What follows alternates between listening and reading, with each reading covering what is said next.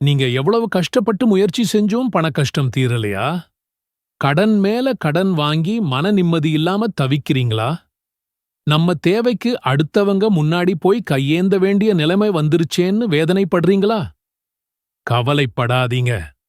அல்லாஹ்வின் கருணை ரொம்ப பெரியது.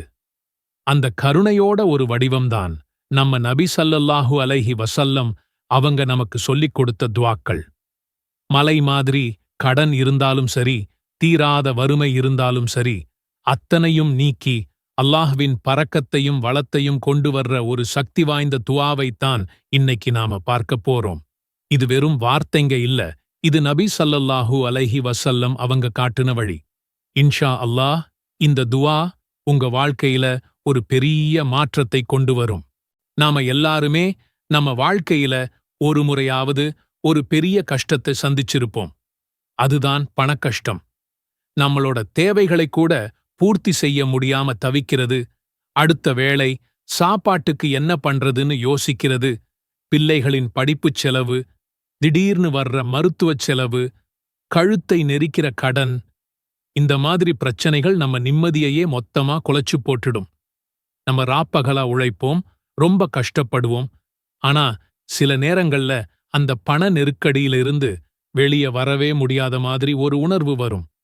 யார்கிட்ட உதவி கேட்கிறது, இந்த பாரத்தை எப்படி இறக்கி வைக்கிறதுன்னு தெரியாம ஒரு விரக்திக்கும் கவலைக்கும் உள்ளாயிடுவோம். இப்படிப்பட்ட நிலைமையில் இருக்கிற ஒவ்வொருத்தருக்கும் ஒரு ஆறுதலான செய்தியை சொல்லத்தான் இந்த வீடியோ.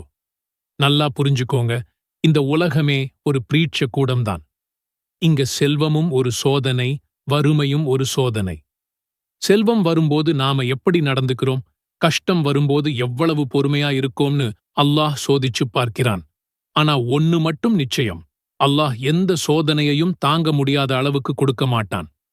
அதுல இருந்து வெளியே வர்றதுக்கான வழியையும் அவனே காட்டுவான்.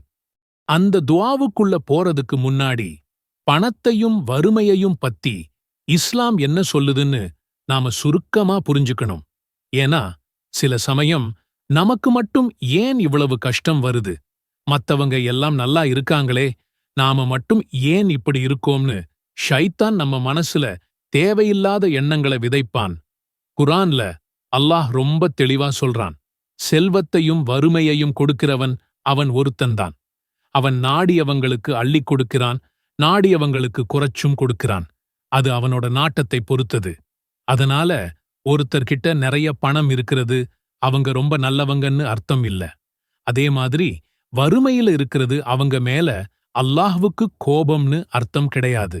நபிமார்கள் கூட வறுமையினால சோதிக்கப்பட்டிருக்கிறாங்க. நாம முக்கியமா உணர வேண்டிய விஷயம் என்னன்னா, இது ரெண்டுமே சோதனைகள்தான்.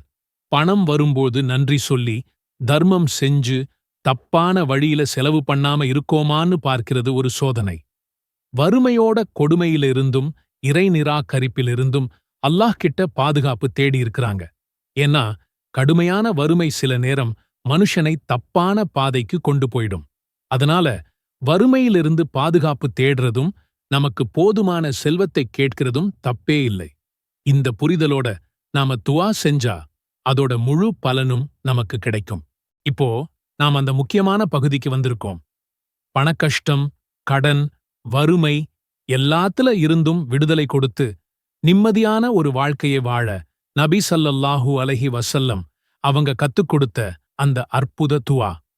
இந்த துஆ ரொம்ப ஆதாரபூர்வமான ஹதீஸ் புத்தகமான ஸஹீஹ் முஸ்லிம்ல 2721வது ஹதீஸா பதிவு செய்யப்பட்டிருக்கு.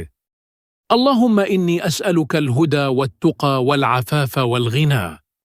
யா அல்லாஹ், நான் உன்னிடம் நேர்வழி, இறையச்சம், கண்ணியம் மற்றும் தன்னிறைவு செல்வம் ஆகியவற்றைக் கேட்கிறேன்.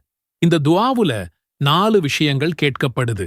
அதுவும் சும்மா ஏனோதானோன்னு இல்ல, ஒரு அழகான வரிசையில கேட்கப்படுது. வெறும் பணத்தை மட்டும் கேட்காம நபி ஸல்லல்லாஹு அலைஹி வஸல்லம் அவங்க எதை முதல்ல கேட்டாங்கன்னு பாருங்க. நாம் அல்லாஹ் கிட்ட முதல்ல கேட்கிறது பணத்தையோ காசையோ இல்ல, நேர்வழியை. ஏன்? ஏன்னா ஒருத்தனுக்கு சரியான நேர்வழி மட்டும் கிடைச்சிட்டா அவனோட மத்த எல்லா விஷயமும் சரியாயிடும். அவனுக்கு கிடைக்கிற பணம் நல்ல வழியில செலவாகும். வர்ற சோதனைகளை அவன் பொறுமையா சமாளிப்பான். நேர்வழி இல்லாத செல்வம் கடைசியில அழிவுக்குத்தான் கொண்டு போகும். அதனால நம்ம பணக்கஷ்டம் தீரணும்னா முதல்ல நமக்கு அல்லாஹ்வின் வழிகாட்டுதல் தேவை. ரெண்டாவதா நாம கேட்கிறது தக்வா, அதாவது இறையச்சம், அல்லாஹ்வுக்கு பயப்படுற குணம். இந்த பயம் மட்டும் ஒருத்தனுக்கு இருந்தா அவன் ஹராமான வழியில ஒரு ரூபா கூட சம்பாதிக்க மாட்டான். வட்டி, லஞ்சம், ஏமாத்துறதுன்னு எந்த பாவமான காரியத்திலையும் ஈடுபட மாட்டான். யாரு அல்லாஹ்வுக்கு அஞ்சி நடக்கிறாங்களோ அவங்களுக்கு அல்லாஹ் நினைக்காத வழியிலிருந்து வாழ்வாதாரத்தை கொடுப்பேன்னு குர்ஆன்ல வாக்குறுதி கொடுக்கிறான். தக்வாவோட செய்யற சின்ன வியாபாரத்துல கூட அல்லாஹ் பெரிய பரக்கத்தை போடுவான். மூணாவதா நாம கேட்கிறது அஃபாஃப். இதுக்கு பல அர்த்தம் இருக்கு. முக்கியமா அடுத்தவங்க கிட்ட கையேந்தாம கண்ணியமா வாழ்றது. பணக்கஷ்டம் வரும்போது மனுஷன் தன்னோட சுயமரியாதையை இழக்கிற நிலைமை வரலாம். அடுத்தவங்க கிட்ட போய் நிக்க வேண்டிய கட்டாயம் வரலாம். இந்த துஆ மூலமா நாம யா அல்லாஹ், என்னை அப்படி ஒரு கேவலமான நிலைமைக்கு ஆளாக்கிடாத, அடுத்தவங்க முன்னாடி கையேந்தி என் கண்ணியத்தை இழக்கிற நிலைமையிலிருந்து என்னை பாதுகாத்துக்கோ அன்னு கேட்கிறோம். எவ்வளவு அழகான ஒரு கோரிக்கை பாருங்க. கடைசியா நாலாவதா நாம கேட்கிறது தான் கினா. இதோட நேரடி அர்த்தம் செல்வம். ஆனா உண்மையான செல்வம்ங்கிறது பேங்க்ல இருக்கிற பணத்துல இல்ல, மனசுல இருக்கிற நிறைவுல தான் இருக்கு.